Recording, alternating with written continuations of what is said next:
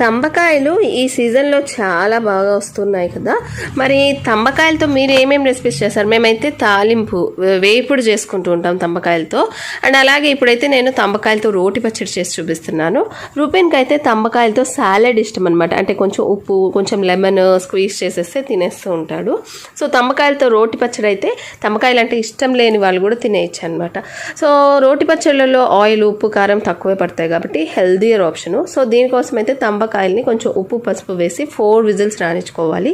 తర్వాత ఒక 10 పచ్చిమిరపకాయలు తీసుకున్నాను. మీ కారాన్ని బట్టి అయితే పచ్చిమిరపకాయలని జస్ట్ ఆయిల్లో ఫ్రై చేసి అందులో 4-5 వెల్లుల్లి రెబ్బలు, కొంచెం ఉప్పు వేసి గ్రైండ్ చేసుకోవాలి. ఇందులోకి ఒక 2 ఇంచెస్ వరకు చింతపండు వేసి గ్రైండ్ చేసుకొని తర్వాత ఉడికించిన తంబకాయలు చక్కగా చల్లారిన తర్వాత ఇందులో వేసేసుకొని జస్ట్ అలా పల్స్ చేసుకొని తీసేసి పోపు పెట్టేసుకుంటే తంబకాయలతో రోటి పచ్చడి అయితే రెడీ అయిపోయినట్టే.